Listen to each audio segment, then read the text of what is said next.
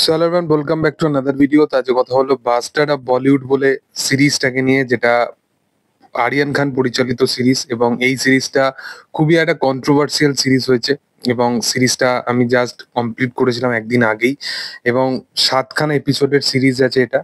এবং এই সিরিজটা অনেক কিছু স্টেটমেন্ট, অনেক কিছু জিনিস এক্সপ্লোর করে, অনেক কিছু জিনিস স্টেটমেন্ট রেখে যায়, অনেক কিছু জিনিস স্টেটমেন্ট দিয়ে থাকে, যেগুলো হয়তো অনেকের ভালো লেগে থাকবে, অনেকের ভালো লাগবে না। অনেকের ক্যামিও আছে, মাল্টিপল ক্যামিও আছে, এবং অনেকে হয়তো এটা ভাবনা চিন্তা করছিল যেহেতু শাহরুখ খানের ছেলে, তো সেই কারণে এত ক্যামিও, এত জিনিস তারা এক্সপ্লোর করেছে। বাট আলটিমেটলি কি সিরিজটা ভালো হলো? যেটা এক্সপেকটেশন রাখা হয়েছিল সেই জিনিসটাকে কি টাচ করতে পারলো? তো মূলত যদি এক শব্দে বা এক লাইনে যদি বলতে হয়, এটা একটা ভালো সিরিজ।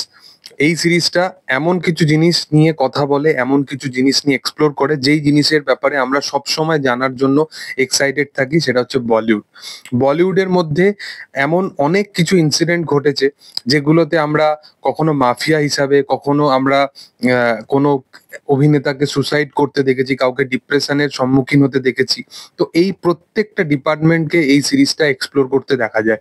এখানে প্রত্যেকটা ক্যারেক্টারকে অডিয়েন্স যে চোখে দেখে রিয়েল লাইফে, তাদেরকে সেইভাবেই যে প্রচেষ্টা করেছে প্রেজেন্ট করার আরিয়ান।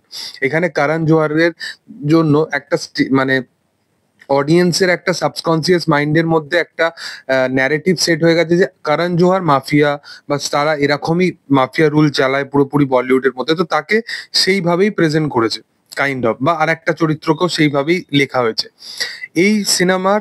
এই থ্রু আউট সিরিজের যেটা সবচেয়ে বেশি ভালো হচ্ছে এই সিরিজের রাইটিং, একদম প্রপার রাইটিং। এবং প্রত্যেকটা ক্যারেক্টার, এখানে অনেকগুলো ক্যারেক্টার দেখানো হবে, এবং তাদেরকে যেভাবে চেন ওয়াইজ দেখানো হয়েছে, এক একটা ক্যারেক্টারের সাথে এক একটা ক্যারেক্টারের যেরকম সংযত রাখা হয়েছে, সেগুলো দুর্দান্ত। এবং এই সিরিজের থ্রু আউট সিরিজের ডায়লগ, যেটা আরিয়ান নিজে লিখেছে, ডায়লগ ডেলিভারি একদম অন পয়েন্ট, এবং ফুললি ড্রামাটিক্যাল ভাবে এই সিরিজটাকে তারা প্রেজেন্ট করেছে। মানে যেখানে অ্যাকচুয়াল ড্রামা, অ্যাকশন, যেগুলো তোমাদের দেখলে মনে হবে যে একদম প্রপার একটা সিরিজ দেখছি, যেটা দেখতে ভাল লাগবে। এছাড়া ইমোশন বেশ ওয়ার্ক করে এই থ্রু আউট সিরিজের মধ্যে। এবং এর পাশাপাশি যেখানে যেখানে মানে ক্যামিওস গুলো দরকার, সেগুলো কিন্তু সেই জায়গাতেই একদম প্রপার ফিট হয়। মানে এরকম নয় যে জোর করে কোনো ফোর্সফুলি ক্যামিওস এখানে ঢোকানো হচ্ছে, এরকম কিন্তু নয়। এছাড়াও এই থ্রু আউট সিরিজের মধ্যে এমন কিছু জিনিস আছে, যেগুলো এখানে প্রপার রাইটিং এর মাধ্যমে দেখানোর, তারা মানে প্রপার ভাবে সেই জিনিসগুলোকে এক্সিকিউট করে। এখানে একটা স্ট্রাগলার অ্যাক্টর রাজত বেদি যে ক্যারেক্টারটা প্লে করেছে, সেখানে 12 বছর ধরে কোনো কাজ পায়নি, এবং রিয়েল লাইফেও সেই মানুষটা এতদিন ধরে বলিউডের একটা নামই নাম হয়েও এতদিন ধরে সিনেমার সাথে সংযত ছিল না। সেই মানুষটাকে সেইভাবে প্রেজেন্ট করেছে, এবং সেটা খুবই একটা হিউমার ওয়েতে।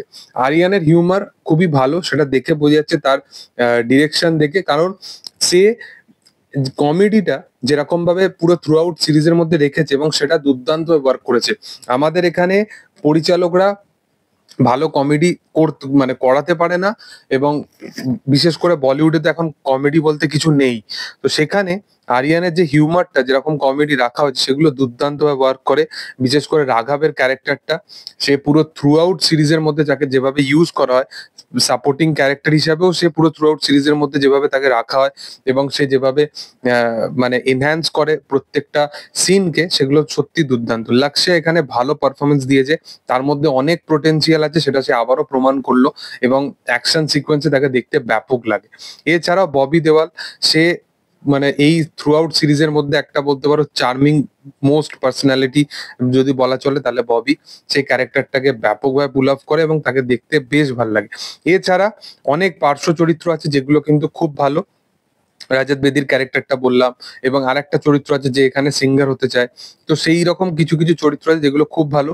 এখানে একটা ক্যামিওস থাকবে ঠিক 4th এপিসোডের একদম শুরুর দিকে, এবং সেইখানে যেরকম ক্যামিওটাকে ইউজ করা হয়, গাফুর গানটা হবে, এবং সেইখানে ওই কমেডিটা যেভাবে ওয়ার্ক করে, সেটা হিলেরিয়াস ছিল। এছাড়াও এই সিরিজটা একদম শুরু হয় একদম অন পয়েন্ট থেকে, মানে যেরকম পিক মুভমেন্ট থেকে শুরু হয়, একদম গোড়ার দিক থেকে শুরুর 10 মিনিট মানে চোখ সরবে না। এবং সেখানেতে একটা স্টান্ট প্লে করবে এখানে লাগছে, তো তাকে দেখতে ব্যাপক লাগে। এবং থ্রু আউট সিরিজের মধ্যে ব্যাকগ্রাউন্ড স্কোরকে ব্যাপকভাবে কাজে লাগানো হয়েছে, অনেকগুলো ছবির মধ্যে গান আছে এবং সেগুলো একদম প্রপার জায়গায় ফিক্সড করা হয়েছে। এছাড়া এই থ্রু আউট সিরিজের মধ্যে মানে যদি ভিএফএক্স এর পোর্শন দেখো বা সিজিআই এর পোর্শন দেখো, সেটা রেড চিলিস মানে বারংবার প্রমাণ করে এসছে। একটা পোর্শন আছে যেটা ট্রেলারেতেও দেখিয়েছিল, যে একটা সেটের মধ্যেই তারা পুরোপুরি লোকেশন সমস্ত কিছু চেঞ্জেস করে দিচ্ছে গ্রিন স্ক্রিন থেকে, সেই জায়গাটা সেই পোর্শনটা ব্যাপক। এছাড়া পুরো থ্রু আউটে সবাই কাজ ভালো করেছে, ডায়লগ ভালো, ছবিতে কমেডি গুলো ভালোভাবে ওয়ার্ক করেছে, ছবিটা যে জায়গায় নিয়ে যেতে চেয়েছিল সেখানে নিয়ে যেতে পেরেছে। এবং এই ছবিটা যেভাবে তারা প্রমোট করেছিল, অ্যাকচুয়ালি সিরিজটা কিন্তু এরকমই। মানে অ্যাকচুয়ালি সিরিজটা যেরকম আহ, তারা বলেছিল যে সিরিজের মধ্যে এই সিনে এরকম জিনিস হচ্ছে এবং পরবর্তী সিনে টুইস্ট অ্যান্ড টার্ন থাকবে, অন্য কিছু মানে জিনিস, এবং অডিয়েন্স আনএক্সপেক্টেড টুইস্ট কিছু কিছু থাকবে এবং সেই জিনিসটাই হবে। প্রত্যেকটা সিনের সাথে এক একটা সিন কিন্তু কানেক্ট করবে, কিন্তু তারপরেও তোমাদের মজা আসবে। মানে সিনগুলো আনএক্সপেক্টেড ভাবে এগোতে থাকবে এবং সিরিজটা আস্তে আস্তে যেদিকে নিয়ে যেতে থাকবে সেটা, আমি ক্লাইম্যাক্সটা আমার নিয়ে একটু প্রবলেম আছে সেটা আমি বলবো পরে, বাট সিরিজটা ব্যাপকভাবে ওয়ার্ক করে। পুরো থ্রু আউট প্রথম 4টে এপিসোড তো আমার ব্যাপক লেগেছে। এছাড়া আরেকটা জিনিস যেটা ভালো লেগেছে, যেটা আরিয়ান খান করেছে, সেটা হচ্ছে যে কোনো জিনিস যেটা রেফারেন্স ওয়াইজ একদম প্রথম এপিসোড থেকে বা সেকেন্ড এপিসোড থেকে দেখানো হয়েছে, যেমন একটা ক্যারেক্টার আছে যে যার কাছে পেন থাকে না, সে ম্যানেজার, তার কাছে পেন থাকে না, সেই রকম কাইন্ড অফ অনেক রেফারেন্স আছে যেগুলো কিন্তু পরবর্তী এপিসোড গুলোতেও বা ক্লাইম্যাক্সের সময়তেও সেগুলোকে ভালোভাবে ওয়ার্ক করিয়েছে। তো থ্রু আউট এই সিরিজটা ব্যাপক এবং এগুলো আমার পজিটিভ পয়েন্ট লেগেছে। এছাড়া কিছু কিছু নেগেটিভ পয়েন্ট আছে যেগুলো নিয়ে আমি কথা বলবো। প্রথম, আননেসেসারি ক্যামিওস এখানে নেই, এটা আগেই বলে দিলাম, এবং সেগুলো দুর্দান্ত ওয়ার্ক করে, সেটাও ভালো।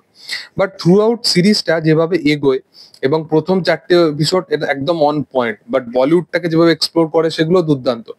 বাট প্রথমত আমার যেটা মনে হয় যে লাক্সের যে চরিত্রটা ছিল, সেই চরিত্রটার সাথে যিনি অভিনেত্রী ক্যারেক্টারটা যে প্লে, তাদের মধ্যে যে কেমিস্ট্রিটা সেটা খুবই সাডেন ভাবে হয়, তো সেটা আমার একটু অবাক লাগে।